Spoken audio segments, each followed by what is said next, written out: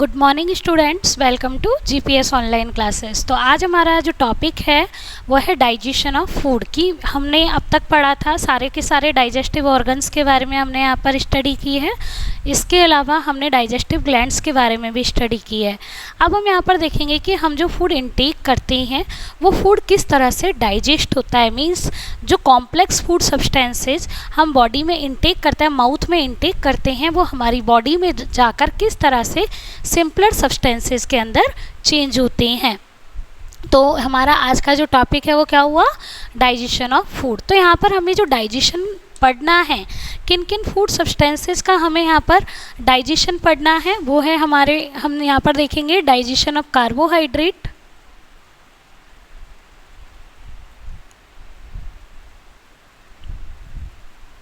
इसके अलावा हम देखेंगे यहाँ पर digestion of proteins, digestion of fats, इसके अलावा हम देखेंगे यहाँ पर डाइजेशन ऑफ न्यूक्लिक एसिड्स। ठीक है, तो मेनली हमें ये जो 4 फूड सब्सटेंसेस हैं, ठीक है, इनका जो डाइजेशन है वो हमारी बॉडी में किस तरह से होता है इसके हमें यहाँ पर स्टडी करनी है।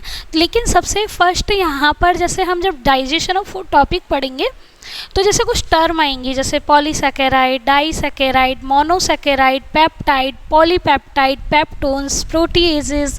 ठीक है, तो ये सब हैं क्या चीज़ें, सबसे फर्स्ट हम उनके बारे में स्टडी करेंगे। तो सबसे फर्स्ट अगर हम बात करें डाइजेशन ऑफ कार्बोहाइड्रेट में, जैसे हम डाइजेशन ऑफ कार्बोहाइड्रेट अगर टॉपिक ले, सबसे पहले हमें नॉलेज होनी चाहिए कार्बोहाइड्रेट्स के बारे में कि एक्चुअल में कार्बोहाइड्रेट्स क्या हैं। तो ये तो आप सब जानते हैं कि कार्बोहाइड्रेट्स जो होते हैं वो न्यूट्रिएंट्स होते हैं, मेनली हमें एनर्जी प्रोवाइड करते हैं।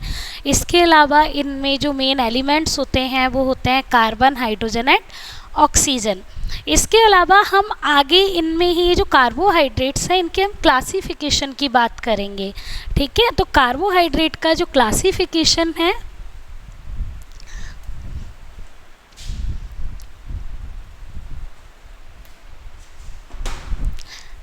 ये जो कार्बोहाइड्रेट्स हैं मेनली ये 3 टाइप के होते हैं। सबसे फर्स्ट अगर हम बात करें कार्बोहाइड्रेट्स की, तो कार्बोहाइड्रेट्स जो हैं इन्हें हम सैकेराइड्स भी बोलते हैं।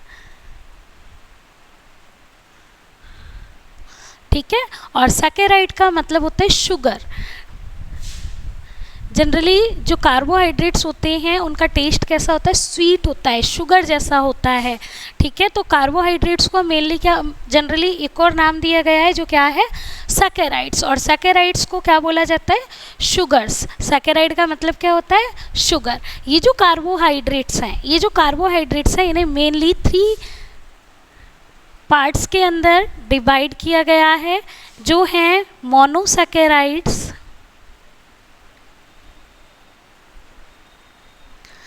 Oligosaccharides and polysaccharides.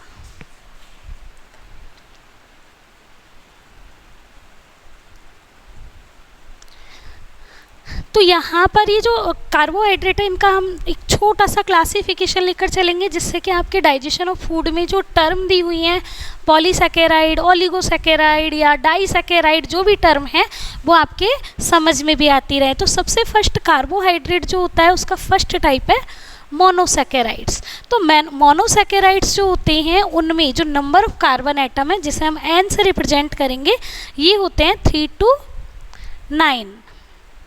ठीक है, और जो मोनोसैकेराइड्स होते हैं सबसे सिंपल कार्बोहाइड्रेट्स होते हैं। मतलब अगर हम कोई भी फूड ले रहे हैं जिसमें कि कार्बोहाइड्रेट, तो जनरली हम जो फूड लेते हैं वो होते हैं तो पॉलीसैकेराइड्स या होते हैं ओलिगोसैकेराइड्स। ये क्या होते हैं, कॉम्प्लेक्स कार्बोहाइड्रेट्स होते हैं जो कि डाइजेशन की प्रोसेस के थ्रू किस में कन्वर्ट हो जाते हैं, मोनोसैकेराइड्स के अंदर कन्वर्ट हो जाते हैं। मोनोसैकेराइड्स जो होते हैं इनमें नंबर ऑफ कार्बन एटम क्या होता है, 3 to 9 होता है। और सबसे अगर बात करें हम सबसे सिंपल कार्बोहाइड्रेट की मोनोसैकेराइड्स में अगर हम एग्जांपल लें तो ये होता है ग्लूकोज। ठीक है। तो ग्लूकोज क्या होती है, मोनोसैकेराइड होती है, यानी आप किसी भी तरह का कार्बोहाइड्रेट लेंगे, कॉम्प्लेक्स कार्बोहाइड्रेट, या वो पॉलीसैकेराइड हो या चाहे वो ओलिगोसैकेराइड हो, सारा के सारा एक सिंपल कार्बोहाइड्रेट में ब्रेक होगा, जो क्या होगा, हमारा ग्लूकोज होगा। ठीक है। ग्लूकोज के अलावा और भी हैं, जैसे गैलेक्टोज है, वो भी मोनोसैकेराइड के अंदर आता है। ग्लूकोज के अलावा कौन सा, गैलेक्टोज। ठीक है। इसके बाद में नेक्स्ट अगर हम बात करें ओलिगोसैकेराइड्स की, तो ओलिगोसैकेराइड्स क्या होते हैं, तो मोनोसैकेराइड्स जब आपस में एक दूसरे से कंडेंस होते हैं, ठीक है, तो उससे क्या बनता है, ओलिगोसैकेराइड्स बनते हैं। ये जो ओलिगोसैकेराइड्स होते हैं, जैसे अगर इसमें 2 मोनोसैकेराइड एक दूसरे से अटैच हुए हैं तो उन्हें हम बोलते हैं डाइसैकेराइड्स। अगर इसी तरह से अगर मान लीजिए 3 मोनोसैकेराइड्स एक दूसरे से कंडेंस हुए, एक दूसरे से कंबाइन हुए, तो उन्हें हम बोलते हैं ट्राइसैकेराइड्स। इसी तरह अगर 4 मोनोसैकेराइड एक दूसरे से कंबाइन हुए तो वो क्या कहलाएंगे, टेट्रासैकेराइड्स। तो इस तरह से जो ओलिगोसैकेराइड्स होते हैं उनमें कितने मोनोसैकेराइड्स ऐड हो सकते हैं, इनमें कितने मोनोसैकेराइड ऐड हो सकते हैं, 2 to 10 मोनोसैकेराइड्स। ठीक है। अगर हम यहाँ पर बात करें जैसे डाइसैकेराइड्स की, तो डाइसैकेराइड में हम एग्जाम्पल लेकर चलते हैं यहाँ पर, जैसे कि लैक्टोज शुगर। जानते हैं आप लैक्टोज शुगर किस में होती है, मिल्क में होती है। ठीक है। तो लैक्टोज शुगर कैसे डाइसैकेराइड है। अब आप देखिए डाइसैकेराइड किस तरह से है कि लैक्टोज शुगर जो होती है जब इसे ब्रेक किया जाता है तो ये ब्रेक होती है ग्लूकोज प्लस गैलेक्टोज में। इसका मतलब क्या है कि जो लैक्टोज है वो किससे बनी, 2 मोनोसैकेराइड के एक दूसरे से कंडेंस होने से बनी है। मींस लैक्टोज क्या हो गई, एक डाइसैकेराइड हो गई। क्यों, क्योंकि ग्लूकोज और गैलेक्टोज क्या है, मोनोसैकेराइड। ये दोनों मोनोसैकेराइड एक दूसरे से अटैच हुए तो इन्होंने क्या बनाया, डाइसैकेराइड, जिसका नाम क्या है, लैक्टोज है। इसी तरह अगर हम बात करें माल्टोज की, तो माल्टोज सबसे पहले बात करें माल्टोज शुगर किस में होती है, तो माल्टोज शुगर जो होती है वो हमारे जो सीरियल्स हैं जैसे कि वीट है, राइस है, इनमें पाई जाती है। इसके अलावा फ्रूट्स के अंदर भी माल्टोज शुगर पाई जाती है। तो ये जो माल्टोज शुगर है किससे बनती है, 2 मोनोसैकेराइड ग्लूकोज प्लस ग्लूकोज जब एक दूसरे से अटैच होते हैं तो क्या बन जाती है, माल्टोज शुगर बन जाती है। ठीक है। इसी तरह से बात करें अगर हम सुक्रोज की, फ्रूट शुगर फ्रूट्स के अंदर पाई जाती है, तो ये ग्लूकोज प्लस फ्रक्टोज, फ्रक्टोज भी क्या होता है, एक मोनोसैकेराइड होता है। तो यहाँ पर क्या हो रहा है, जब 2 मोनोसैकेराइड एक दूसरे से कंडेंस हो रहे हैं तो क्या बनता है, डाइसैकेराइड। इसी तरह अगर 3 मोनोसैकेराइड एक दूसरे से कंडेंस होंगे तो क्या बनेंगे, ट्राइसैकेराइड्स। 4 अगर मोनोसैकेराइड एक दूसरे से कंडेंस होंगे तो क्या बनेंगे, टेट्रासैकेराइड्स। ठीक है। तो इस तरह से ये हो गए हमारे ओलिगोसैकेराइड। तो ओलिगोसैकेराइड में क्या होता है, जब 2 से लेकर और 10 मोनोसैकेराइड आपस में एक दूसरे से कंडेंस होते हैं, एक दूसरे से कनेक्ट होते हैं, तो वो किसका फॉर्मेशन करते हैं, ओलिगोसैकेराइड्स का। ओलिगोसैकेराइड्स में जब 2 मोनोसैकेराइड एक दूसरे से अटैच होते हैं तो इसे क्या बोलते हैं, डाइसैकेराइड। जब 3 होंगे तो ट्राइसैकेराइड। इस तरह से आगे आप जानते ही हैं। नेक्स्ट है पॉलीसैकेराइड। ये जो पॉलीसैकेराइड्स होते हैं ये भी मोनोसैकेराइड्स के एक दूसरे से कंडेंस होने से बनते हैं। लेकिन कितने मोनोसैकेराइड, कम से कम 300 to 1000 मोनोसैकेराइड्स जब एक दूसरे से कंबाइन होते हैं तो बनते हैं पॉलीसैकेराइड। पॉलीसैकेराइड का अगर हम बेस्ट एग्जाम्पल लें तो ये होता है स्टार्च। ठीक है।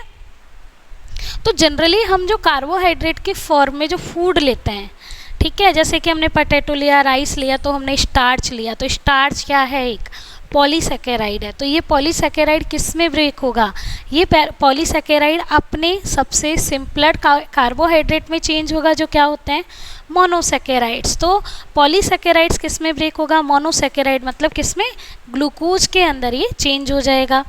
इसी तरह से अगर हम बात करें डाइसैकेराइड्स में, जैसे अगर हमने मिल्क लिया तो मिल्क में जो लैक्टोज शुगर है, फ्रूट्स लिए, सीरियल्स लिए तो माल्टोज है, इसके अलावा सुक्रोज भी फ्रूट्स के अंदर पाई जाती है। तो ये सब भी फाइनली किसके अंदर चेंज होगी, ये भी मोनोसैकेराइड्स के अंदर चेंज हो जाएगी।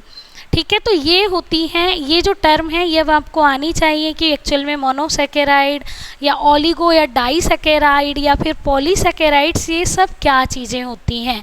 तो एक जनरल सी बात हुई कार्बोहाइड्रेट्स की। तो हमें यहाँ पर क्या पता लगा कि जो भी हम कार्बोहाइड्रेट लेते हैं जनरली वो कार्बोहाइड्रेट क्या होते हैं, या तो पॉलीसेकेराइड्स होते हैं या फिर ओलिगोसेकेराइड्स होते हैं। और ये इनका जब डाइजेशन होता है हमारी बॉडी में तो ये किस में ब्रेक हो जाते हैं, मोनोसेकेराइड्स के अंदर ये चेंज हो जाते हैं। और सबसे कॉमन जो मोनोसेकेराइड है वो कौन सा है, ग्लूकोज। यानी जो भी हम फूड लेंगे, कार्बोहाइड्रेट कंटेनिंग जो भी फूड लेंगे, फाइनली वो किसके अंदर डाइजेस्ट हो जाएगा, वो हो जाएगा ग्लूकोज के अंदर डाइजेस्ट। लेकिन अगर आप कहो कि अगर मान लीजिए हम खुद ही ग्लूकोज लें तो क्या इसका डाइजेशन होगा, तो ग्लूकोज तो खुद ही क्या है, एक सिंपलर सब्सटेंस है, तो इसका डाइजेशन नहीं होगा। इससे आपको डायरेक्ट ही एनर्जी मिलेगी, इसमें हमारे जो बॉडी है वो इसका कोई भी डाइजेशन नहीं करेगी। ठीक है। तो ये एक छोटी सी बात हुई कार्बोहाइड्रेट्स के बारे में। कार्बोहाइड्रेट से रिलेटेड आपकी जो बुक में जो टर्म्स हैं उन्हें समझाने के लिए क्लासिफिकेशन पढ़ाया गया है। उसके बाद में नेक्स्ट हम बात करें कार्बोहाइड्रेट के बाद हम पढ़ेंगे एक और क्लासिफिकेशन किसका, प्रोटीन्स का। क्योंकि जब आप प्रोटीन पढ़ेंगे तो देखेंगे कि प्रोटीन जो है वो डाइजेस्ट होते हैं, पेप्टोन, प्रोटीएज, तो ये सब हैं क्या। ये सब जानने के लिए हम देखते हैं कि प्रोटीन जो है वो किस तरह से कॉम्प्लेक्स सब्सटेंस है और ये किससे बनते हैं।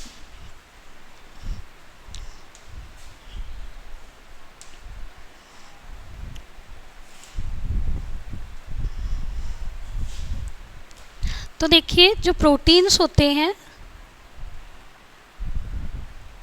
हमें यहाँ क्या पढ़ना है, डाइजेशन ऑफ प्रोटीन। अब प्रोटीन क्या होते हैं, कॉम्प्लेक्स फूड सब्सटेंसेज होते हैं।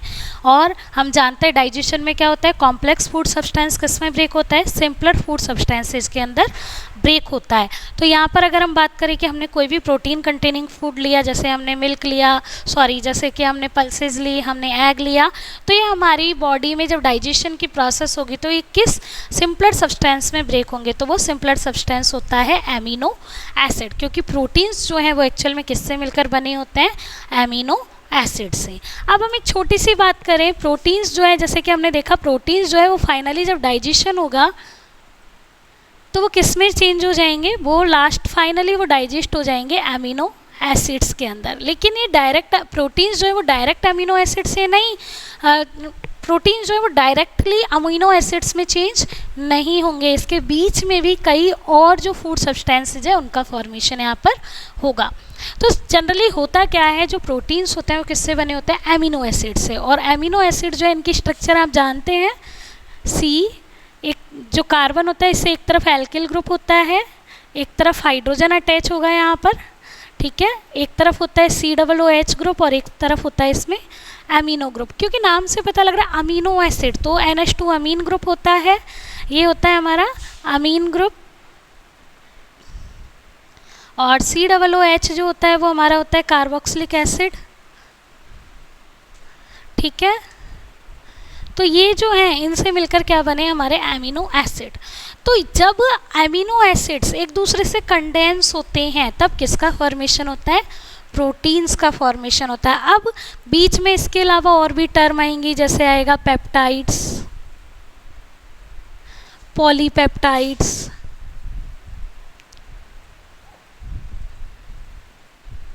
तो हम देखेंगे कि पेप्टाइड्स और पॉलीपेप्टाइड्स क्या होते हैं।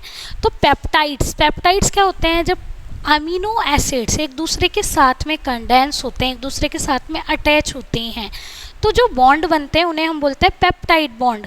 अब जैसे कि मान लीजिए टू अमीनो एसिड एक दूसरे से अटैच हुए, तो जो नया जो प्रोडक्ट हमें मिलेगा वो क्या कहलाएगा, डाइपेप्टाइड। जब 3 अमीनो एसिड एक दूसरे से कंडेंस होंगे तो क्या बनेगा, ट्राईपेप्टाइड। जब 4 कंडेंस होंगे तो क्या बन जाएगा, टेट्रापेप्टाइड। तो इस तरह से पेप्टाइड्स बनते हैं। और जब ये जो पेप्टाइड्स हैं जब 10 से लेकर 100 तक होते हैं तो इन्हें हम क्या कहते हैं, पॉलीपेप्टाइड। और 100 से बाद के जो पॉलीपेप्टाइड हैं, यानी 100 से भी ज़्यादा अगर पेप्टाइड एक दूसरे के साथ में कंडेंस होते हैं तो उसे हम क्या बोल देते हैं, प्रोटीन्स बोल देते हैं। जैसे इसको हम और डिटेल से समझेंगे, जैसे कि ये हो गया हमारे पास एमिनो एसिड। तो हम क्या जानते हैं कि एमिनो एसिड जो होते हैं जब एक दूसरे प्रोटीन बनाते हैं तो एक दूसरे से वो क्या होते हैं, कंडेंस होते हैं, एक दूसरे के साथ में अटैच होते हैं, ठीक है। तो यहाँ पर क्या है कि मैंने क्या बताया कि सबसे फर्स्ट फॉर्मेशन किसका होगा, पेप्टाइड्स का। तो पेप्टाइड्स क्या हैं कि जब अमीनो ग्रुप्स जो होते हैं, जैसे मान लीजिए एक अमीनो ग्रुप हमारे पास ये है,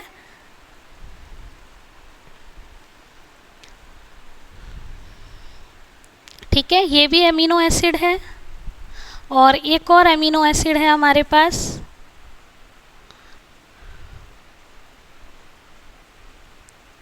इस तरह से। तो यहाँ पर कितने अमीनो एसिड हैं हमारे पास, 2 अमीनो एसिड्स हैं।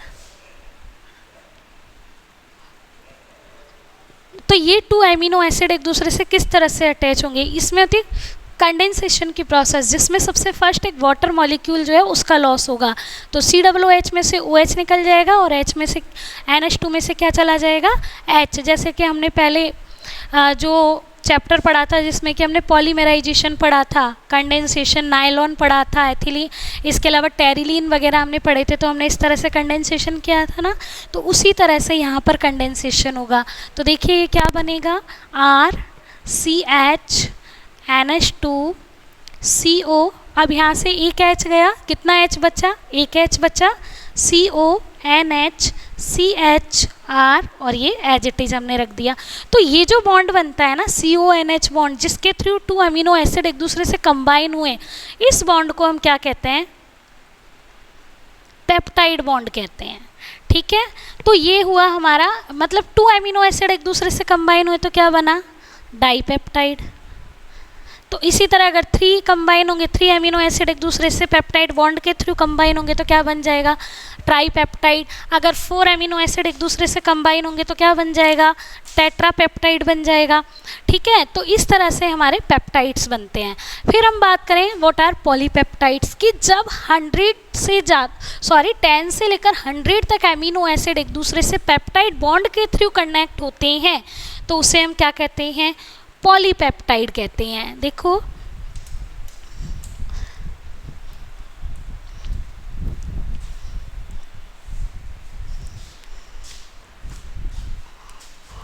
पॉलीपेप्टाइड क्या हुए कि जब 10 to 100 अमीनो एसिड एक दूसरे से पेप्टाइड बॉन्ड के थ्रू कनेक्ट होते हैं तो उन्हें हम क्या कहते हैं, पॉलीपेप्टाइड। और जब मोर देन 100 एमिनो एसिड एक दूसरे से पेप्टाइड बॉन्ड के थ्रू कनेक्ट होते हैं तो किसका फॉर्मेशन होता है, प्रोटीन्स का। ठीक है, तो यहाँ पर अब देखिए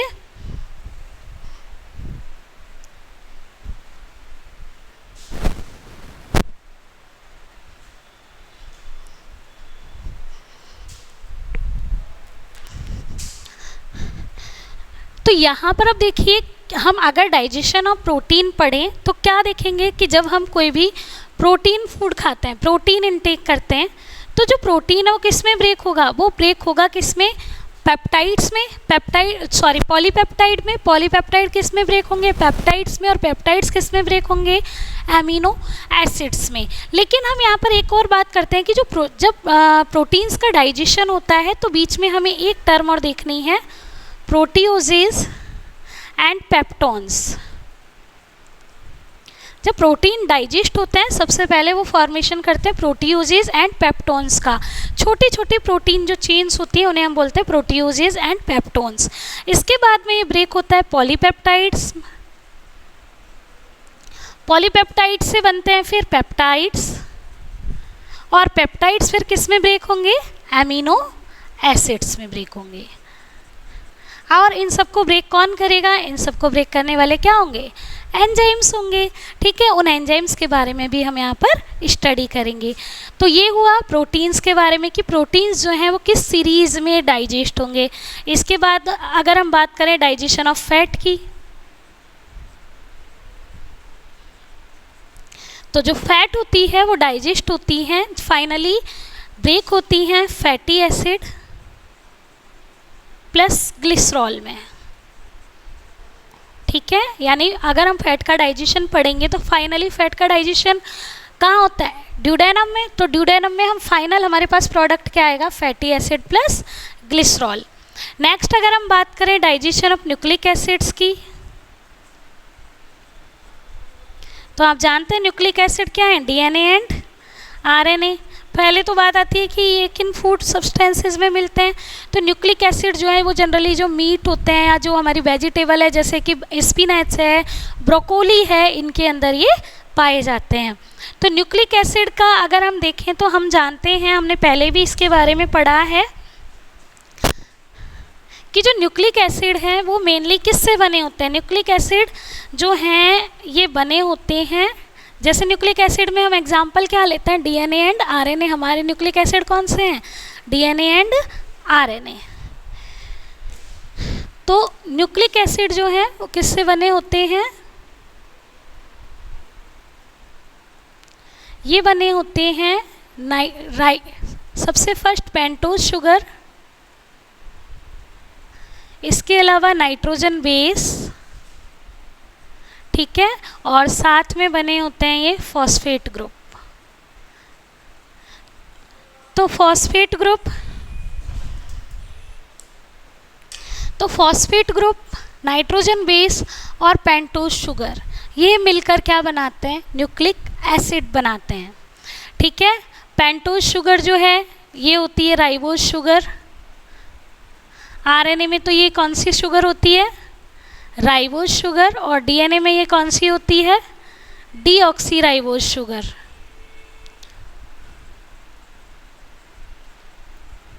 ठीक है, ऐसे ही अगर हम बात करें नाइट्रोजन बेस की, तो नाइट्रोजन बेस, वैसे इसमें इतना डिटेल में नहीं जाना है, आप सीधे याद रखिए कि न्यूक्लिक एसिड किसके बने होते हैं, पेंटोज शुगर, नाइट्रोजन बेस और फॉस्फेट के। लेकिन एक जनरल इंट्रोडक्शन अगर आप देखें तो नाइट्रोजन बेस जो है वो 2 टाइप के होते हैं, ये होते हैं प्यूरिन एंड पिरामिडिन। ठीक है, फिर ये आगे डिवाइड होते हैं, आगे फिर एडिनिन, साइटोसिन, थायमिन, गुआनिन, इनमें ये डिवाइड होते हैं। तो अभी हमें इतना इस डिटेल से नहीं देखना है, क्योंकि हमें सिर्फ एक लाइन देखनी है यहाँ पर कि न्यूक्लिक एसिड किस तरह से डाइजेस्ट होते हैं।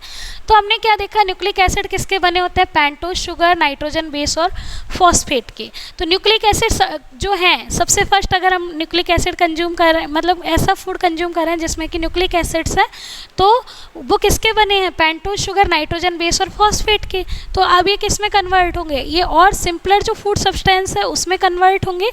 तो ये कन्वर्ट हो जाएंगे किसमें, pentose sugar plus nitrogen base के अंदर। ठीक है, इन्हें तो बोला जाता है न्यूक्लियोटाइड्स। जब पेंटोज शुगर, नाइट्रोजन बेस और फॉस्फेट जो है वो आपस में मिलकर न्यूक्लिक एसिड बनाते हैं, तो इन्हें क्या बोला जाता है, न्यूक्लियोटाइड्स। जबकि जब पेंटोज शुगर और नाइट्रोजन बेस जो है इन्हें क्या बोला जाता है, न्यूक्लियोसाइड्स। ठीक है, तो यहाँ पर एक्चुअल में अगर हम देखें तो क्या होता है कि जब सबसे फर्स्ट पेंटोज शुगर और नाइट्रोजन बेस जो है वो एक दूसरे से कनेक्ट होते हैं और क्या बनाते हैं, न्यूक्लियोसाइड। और फिर इस न्यूक्लियोसाइड से जब फॉस्फेट ग्रुप अटैच होता है तो क्या बन जाता है, न्यूक्लियोटाइड, मीन्स हमारे न्यूक्लिक एसिड। तो ये जो न्यूक्लिक एसिड है ये क्या हो गए, कॉम्प्लेक्स फूड सब्सटेंस हो गए। ये न्यूक्लिक एसिड जो है सबसे फर्स्ट किस में ब्रेक होंगे, न्यूक्लियोटाइड्स में। न्यूक्लियोटाइड्स फिर किस में ब्रेक होगा, न्यूक्लियोसाइड में। न्यूक्लियोसाइड फिर किस में ब्रेक होगा, अलग से पेंटोज शुगर और नाइट्रोजन बेस में। कैसे, सबसे first nucleic acid means DNA या आरएनए, ये किस में ब्रेक होंगे, न्यूक्लियोटाइड्स में। न्यूक्लियोटाइड्स मीन्स ये ब्रेक हो जाएंगे पेंटोज शुगर, नाइट्रोजन बेस और फॉस्फेट ग्रुप में। न्यूक्लियोटाइड्स किस में ब्रेक होगा, न्यूक्लियोसाइड्स में। मीन्स क्या बना लेंगे, फॉस्फेट ग्रुप जो है इनसे अलग हो जाएगा और क्या रह जाएगा, सिर्फ पेंटोज शुगर, राइबोज शुगर और क्या रह जाएगा, नाइट्रोजन बेस। फिर ये न्यूक्लियोसाइड जिसमें क्या है, राइबोज शुगर और पेंटोज जो कि एक दूसरे से अटैच है, वो किस में ब्रेक हो जाएंगे, अलग से, नाइट्रोजन बेस अलग हो जाएगा और जो हमारी जो पेंटोज शुगर है वो अलग हो जाएगी। तो इस तरह से जो न्यूक्लिक एसिड है उनका डाइजेशन हमारी बॉडी के अंदर हो जाता है। तो इन सबको डाइजेस्ट करने के लिए हमारी बॉडी में क्या होंगे, कुछ एंजाइम्स होंगे। उन